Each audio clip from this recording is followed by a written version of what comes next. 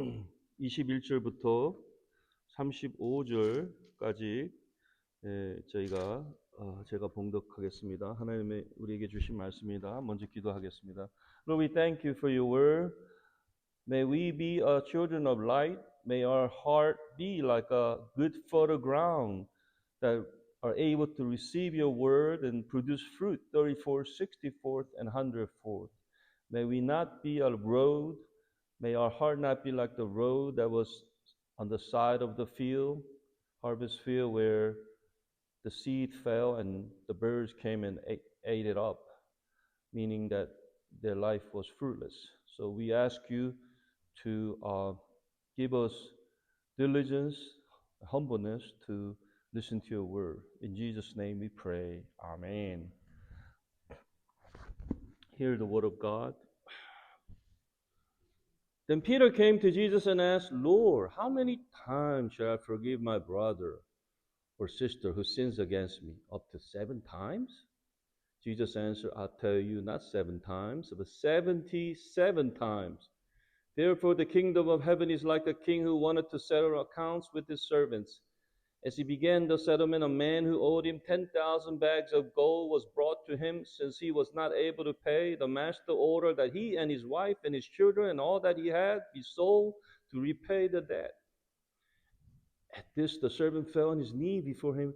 Be patient with me, he begged, and I will pay back everything. The servant's master took pity on him, canceled the debt, and let him go. When the servant went out, he found one of his fellow servants who owed him 100 silver coins. He grabbed him and began to choke him. Pay back what you owe me, he demanded. His fellow servant fell to his knees and begged him, be patient with me and I will pay it back. But he refused to listen. He went off and had the man thrown into prison until he could pay the debt. When the other servants saw what had happened, they were outraged and went and told their master everything that had happened. Then the master called the servant in. You wicked servant, he said, I cancel all that debt of yours because you begged me to. Shouldn't you have had mercy on your fellow servant just as I had on you? In anger, his master handed him over to the jailer to be tortured until he should pay back all he owed. This is how my heavenly Father would treat each of you unless you forgive your brother or sister from your heart. Wow, torture. Not only was he thrown in the jail, but he was tortured. That was not in my sermon, but that is a rude awakening that God is able to do that. Now, in Korea was a pagan country. Korea used to be one country, right? Those of you who are not too familiar with Korean history, Canadian and American and Netherlands missionaries came and they loved Korea more, the land of rising sun, and they poured their life. And in 1909, there was a movement that wanted to convert 1 million people, provide salvation to 1 million people. The pastor named Chu Gi-chul, and it happened at Pyongyang Sanjeonghyun Church. That church is like the pinnacle that the representing the revival movement of Korea and the leading church at the time. But you know, when you look at this kind of revival, it's not only the growth of the members, but what took place during the worship. They were convicted of their sin. Of course, they cried over their sin. They repented their sin, and they also asked each other forgiveness. Did you hear that? They asked each other forgiveness. And they forgave each other. And that brought tears and joy. And recently I also saw this clip, this film or video of mainland China. Even though the communist government tried to oppress Christianity, there are underground churches. They had great leaders like Watchman Nee and John Song and amazing people. They were worshiping God, and I watched them as they were constantly crying over their sin and loving one another and being prayed over by pastors, so much tears going down. And that's the revival of when you're convicted of your sin, when you're repenting your sin, when you love your brethren and sister, asking each other forgiveness and forgiving each other. Even Denzel Washington, I listen to some motivation speeches, especially I like to listen to Denzel Washington. He's like one of the greatest actors, in my opinion. And he talks about toxic people, how you should stay away from toxic people that undervalues your worth. But he also talks about forgiveness. He explains how we ought to forgive one another for the sake of our own peace, for ourselves. And it makes sense that because when you don't forgive, you imprison yourself, and you are in your mind you are just harvesting bitterness, and you are miserable. You're creating hell for yourself. So, according to Denzel Washington, you should forgive. You're encouraged to forgive those who have wronged you, hurt you, and cheated you for your own sake.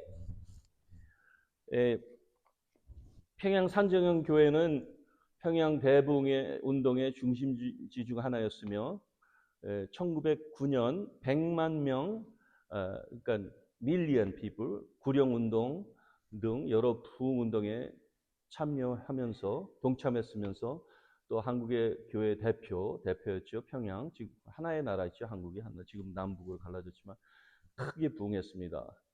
특히 주기철 목사님께서 담임 목사로 오신 후부터. 근데 그 부흥운동을 보면 꼭 숫자만 늘은 것이 아니라 성도들이 참회하면서 자기 죄를 회개하고 서로에게 용서를 빌며 서로를 용서해 주면서 눈물바다가 되고 통해 자복을 했을 때 그것이 이제 그 부흥운동의 밑받침이 된 것입니다. 서로 회개하고 서로 용서를 빌고 서로 용서해 줬을 때 꼭 교인수만 넣은 것이 부흥이 아닙니다. 제가 좋아하는 그 덴젤 와싱턴이라는 그 흑인 무비 스타인데요.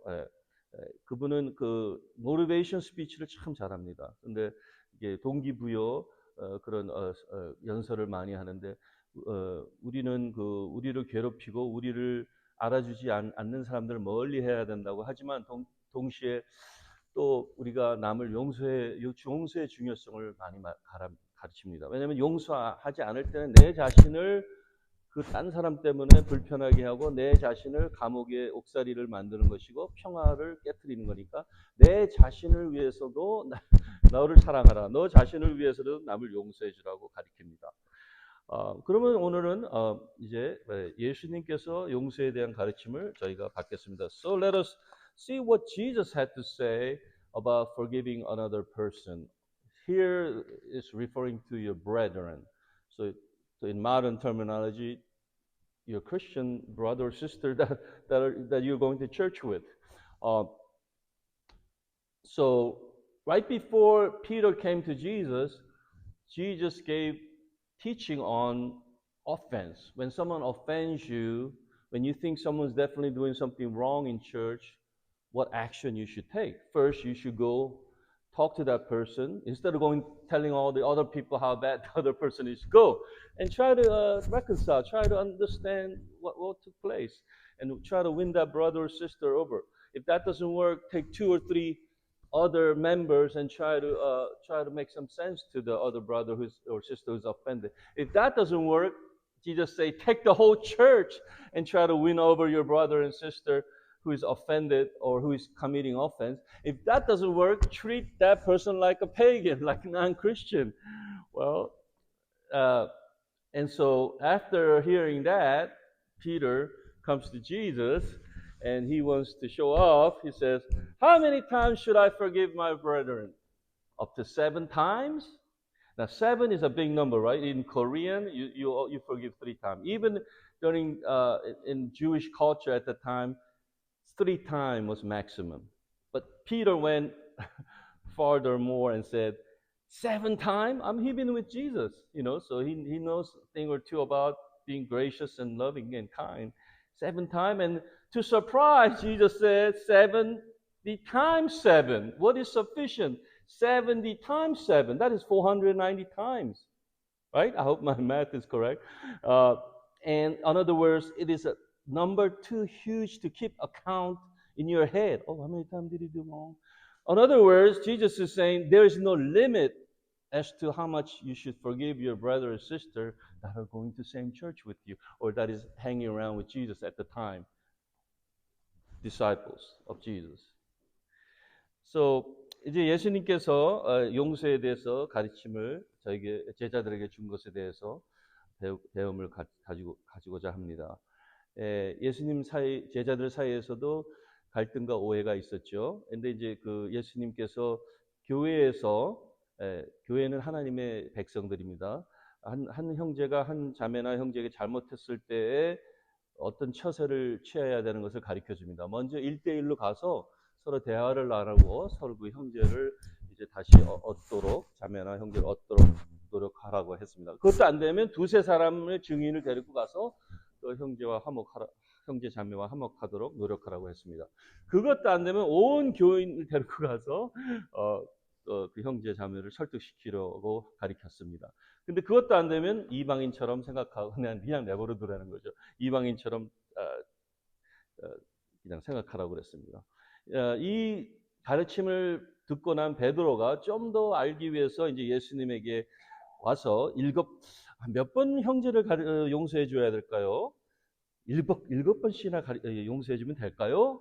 예수님께서 놀랍게도 아니다. 70번, 70번 곱하기 7, 그러니까 490번을 용서해 줘야 된다고 그런 것입니다. 물론 그 숫자는 우리 인간 서로가 잘못했을 때 그걸 이렇게 뭐 쉬어도 뭐 서너 번은 쉴 수 있지만 뭐 60번, 70번 다 쉴 수는 없잖아요. 그러니까 영원토록 너희 형제 자매끼리는 무한하게 서로를 용서해 주라는 말입니다. 서로 용서하는 데는 한계가 없다는 것을 예수님께서 가르쳤습니다.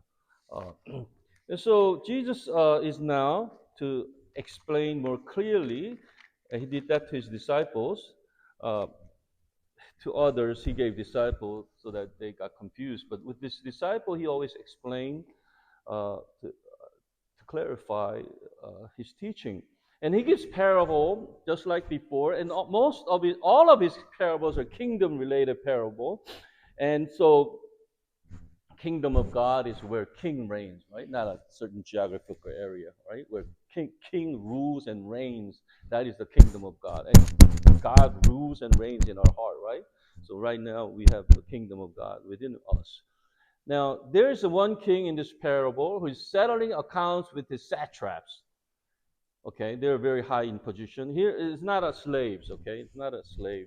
It's not a douloi, the servant or the slave of the Bible. When the douloi is a Greek word is used, that means slave. It's not slave. It's some type of satrap, very high position. And so he's having a day of reckoning. He's going over the census, And so this one guy, one high noble satrap, owed the king 10,000 talents, a huge amount. To put in perspective, by the way, the talent was weighted with gold or silver, okay? They didn't have a paper money back then. It was gold or silver. And to put in perspective, 600 talent will be equivalent to 6 months of collecting tax from Samaria and Judea. So this is a huge amount of number, equivalent to 6 million denarii. Now this servant didn't have the money to pay back, so the king ordered for him and his household to be sold to slavery. Of course, that would not pay for the entire sum, but at least he would pay for some. But upon pronouncement of his verdict, he knelt down and begged mercy and asked for leniency by giving him some time to pay back the debt. The debt is our sin, by the way. He was released by the kindness of the king, but as he was going out in liberty and freedom, he saw another servant. And he came to recollection, that guy owed me 100 denarii. 100 denarii back then, 1 denarii is 1 day's wage. Okay? And so it's not that much compared to 10,000 talents. He seized him and choked him and demanded pay up. Just like what he did to the king, this servant asked for forgiveness and asked for some time, but there was no mercy. This wicked servant had no mercy, but put him in the prison until he can pay his debt back. Now the other servants saw what took place, and they were outraged, and they went and told the king what took place. And the king summoned this wicked fellow, wicked satrap. And here, verse 32 through 34 tells us, you wicked servant, I forgave you all that debt because you pleaded with me. And should you not have mercy on your fellow servant as I had mercy on you? And in anger, his master delivered him to the jailer, and he was tortured too until he should pay all his debt. And he probably didn't get his meal too. 이제 여기 나오는 천국 비유로서 예수님을 제자들에게 좀 더 정확하게 예수님의 가르침을 설명해 주십니다. 이 비유에는 천국 비유죠. 천국은 하나님이 통치하시는 곳이 천국입니다. 하나님이 우리 마음에 통치하시니까 우리 천국이 우리에게 이미 임했습니다. 물론 저희가 또 가는 천국도 있지만 이 비유에 한 왕이, 천국은 바로 한 왕이 있었는데, 한 나라가 있고 왕이 있었는데, 한 신하들과 이제 그 매니지먼트 한 거를 이제 검토하는 날이 왔어요. 근데 이 한 신하가, 높은 자리를 갖고 있던 신하가 이 왕에게 1만 탈란트를 은갑금입니다. 빚져서 공경에 처해 있었습니다. 이것은 엄청난 액수입니다. 이것은 바로 우리가 하나님에게 진 빚, 죄를 비유하고 있는 것입니다. 비유를 설명하자면 이게 얼마나 큰 액수인가 것을 위해서 600탈란트는 유대와 사마리아에서 세금을 6개월 동안 걷어들인 액수입니다. 그러니까 엄청나죠. 1만 탈란트는 이 종은 이 신하는 이 거대한 액수의 빚을 갚을 길이 없었습니다. 그래서 왕은 그럼 너와 너의 모든 가족과 너희 하여튼 노예로 삼고 모든 것을 이제 뺏기로 했습니다. 그랬더니 무릎 꿇고 국류를 베풀어 달라고 자비를 구했습니다. 시간을 좀 달라고 했습니다. 그래서 왕의 자비하심과 호의로 풀려났습니다. 그러나 얼마 안 가서 나가다가 자기에게 100다나리온 빚을 진 사람을 보고 생각이 났습니다. 빨리 받기를 원했습니다. 아무 인내심도 없고. 이때 이 한 데나리온이 하루의 품삯이었는데요. 그 시대에 100다나리온, 100일 정도 일하면 갚을 수 있는 작은 숫자였습니다. 이 작은 숫자는 우리 인간과 인간끼리 범했을 때의 그 죄를 가리키는 것입니다. 그는 그를 역사를 잡고 목을 조르면서 당장 갚으라고, 이 빚을 갚으라고 요구했습니다. 그러나 이 종은 좀 더 포지션이 약한 그 신하는 이 사악한 종이 했던 것처럼 무릎을 꿇고 빌었습니다. 좀 인내심을 갖고 빚을 곧 갚겠다고 말했습니다. 그러나 이 사악한 종은, 이 신하는 자비가 없었고 빚을 갚을 때까지 너는 감옥에 들어가 하고 감옥에다 집어 던졌습니다. 그때 다른 동료들이 이 사건을 보고 왕에 가서 일렀습니다. 이 왕이 이 얘기를 듣고 어마어마하게 엄청 화가 났죠. 이제 왕이 그를 불러서 이제 이 말씀을 합니다. 32절 34절. 악한 종아, 내가 간청하게 내가 내 빚을 다 탕감해 주었거늘 내가 너를 불쌍히 여김과 같이 너도 내 동료를 불쌍히 여김이 마땅하지 아니하냐? 주인이 노하여 그를 옥졸들에게 넘겨 빚을 다 갚게 하였느니라. 아까 봤으면 torture까지 했다 그러는데 감옥에만 들어간 것이 아닙니다. torture까지 받고 아마 굶었을 거예요. 이제 우리 기독교인들은 그래도 예수님의 사랑과 용서를 체험했기 때문에 남을 용서하는 것이 조금 더 familiar, 조금 더 쉬울 것입니다. For Christians, forgiveness should come somewhat familiar since you have experienced forgiveness from God towards you. But sometimes we flatly disobey God's word, command, and not follow His word. Jesus warns us here the possibility of jeopardizing our forgiveness from God if we act like this wicked servant. So this parable should be taken seriously by us because Jesus intends His followers to practice forgiveness. For not forgiving one another is out of characteristic of Christians, disciples of Jesus. And that is why this solemn warning is given in verse 35. This is how Heavenly Father would treat each of you unless you forgive your brother or sister from your heart. The importance is forgiving from your heart, not just with the mouth. That is, Father in heaven will also not forgive, negatively speaking, unless you forgive one another. Now, our salvation is apart from the works, and we are saved by grace through faith. We're not saved by a restitution of our debts, like Zacchaeus, or we are simply saved by grace through faith. However, that is just the beginning. There's sanctification process. It's a long road to the heavenly gate, right? Pearly gate. It is not a prerequisite for gaining salvation, but by not forgiving your brother or sister, you're not showing any fruits or character of a Christian. That is why Brother James says in the book of James, it's kind of harsh, but he says, like, if you don't have faith, you're a fake. Your faith is dead. So let's take that as a warning. 우리 크리스천들은 그래도 예수 그리스도로부터 용서를 받고 가르침을 받았기 때문에 남을 용서하기가 좀 더 쉬울 것입니다. 하지만 하나님께 불순종하고 그분의 말씀을 따르지 않으면 하나님께서 우리에게 주시는 용서를 이룰 수 있다는 것을 경고하십니다. 이 말씀에서, 오늘 보는 말씀에서. 그렇기 때문에 저희는 이 경고를 진지하게 받아들여야 하며 우리 예수님의 제자들입니다. 예수 그리스도를 구세주로 영접했으면 이 용서를 실천해야 한다는 예수님의 가르침입니다. 용서하지 않는다는 것은 제자들의 삶과 어울리지 않는 그런 성품이기 때문입니다.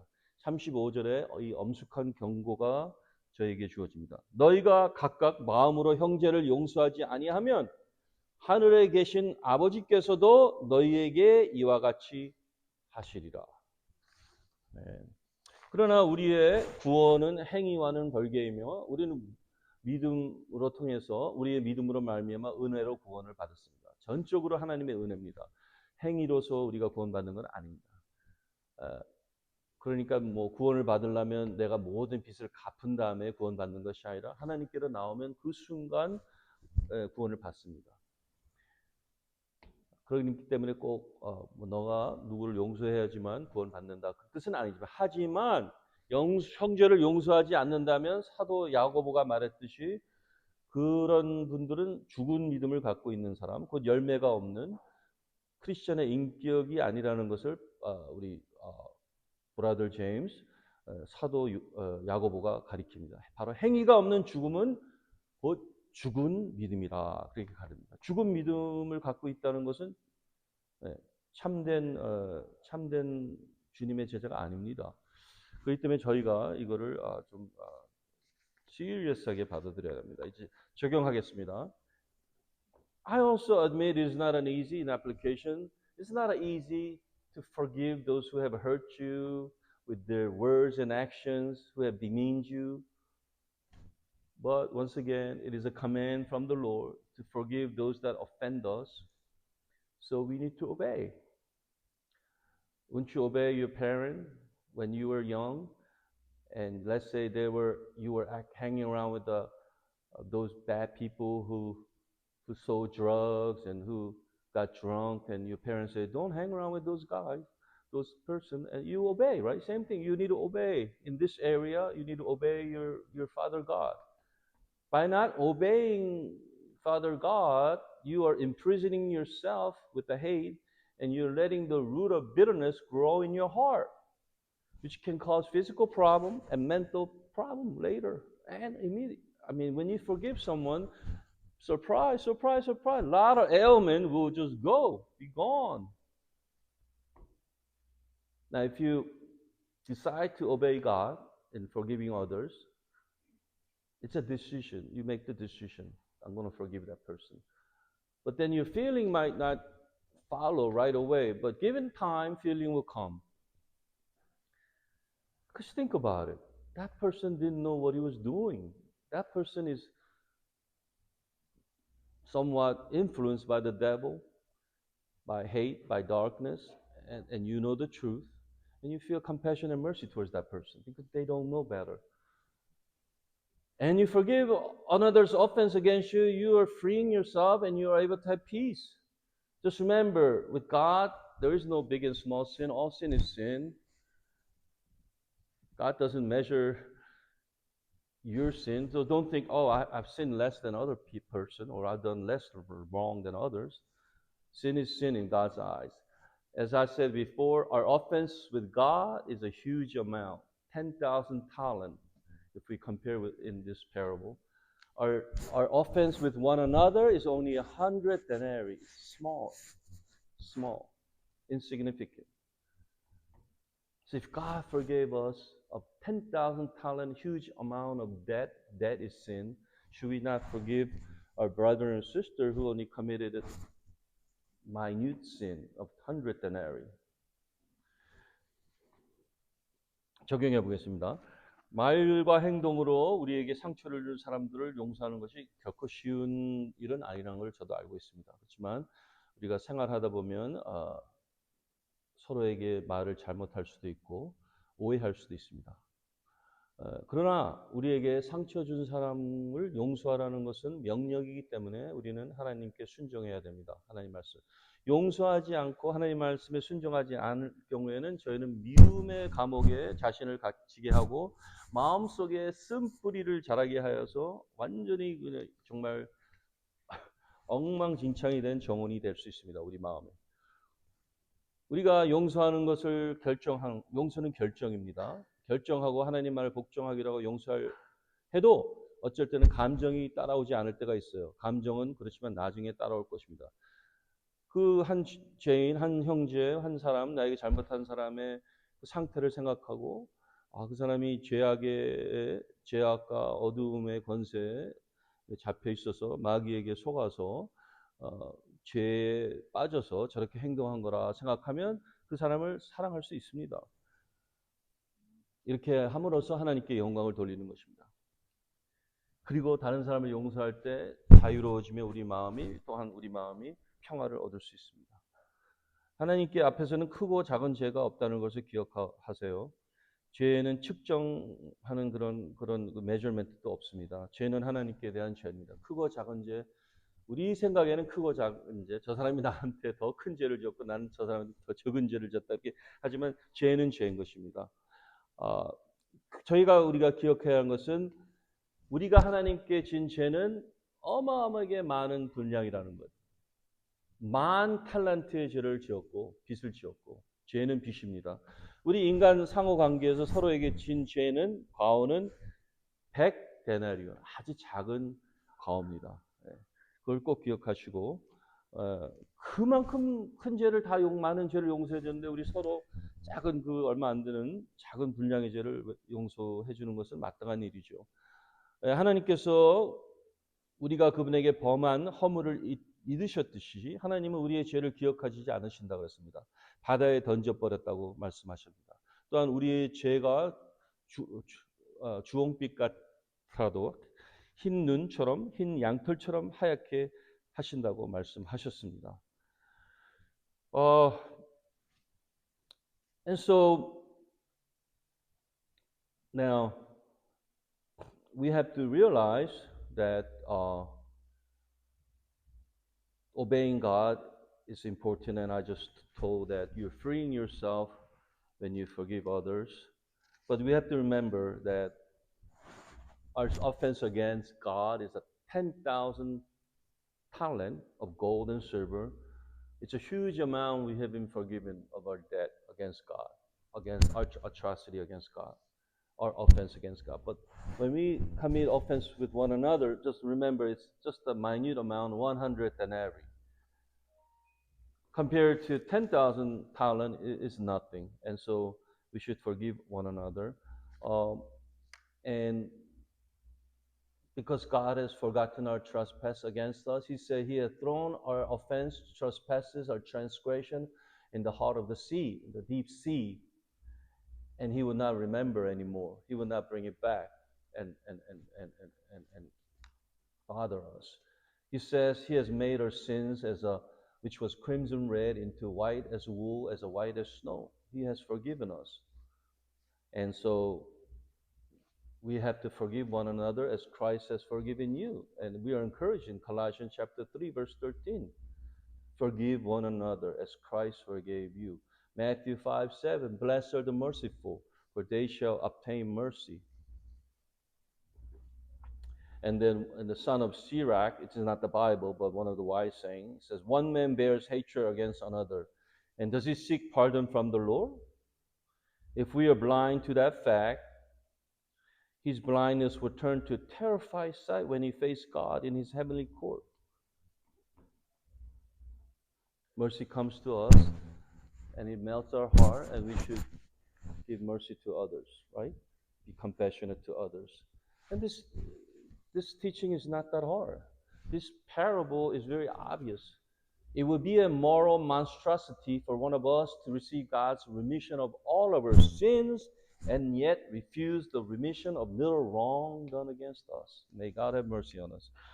And so 우리가 기억해야 되는 것은 우리는 하나님께 어마어마하게 큰 죄를 짓고 빚을 지었지만 하나님께서 용서해 주었고 우리가 우리에게 서로 짓는 잘못과 과오와 죄는 100다나리온이라는 것을 기억해야 됩니다. 아주 작은 숫자입니다.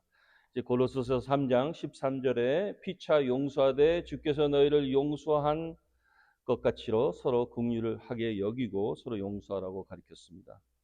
오늘 이 비유는 그렇게 어려운 비유가 아닙니다. 바로 우리가 큰 빚을 청산받았기 때문에 하나님으로부터 받고 용서를 받았으나 하나님의 의로부터 그러나 우리가 형제끼리 상호관계에서 일어난 작은 잘못을 서로 용서 안 한다는 것은 아주 잘못된 행동이라는 것을 가리키는 비유며 또한 우리가 심판 자리에 가서 오늘 이거는 심판에 대한 설교는 아닙니다. 나중에 심판 자리에 하나님 앞에 섰을 때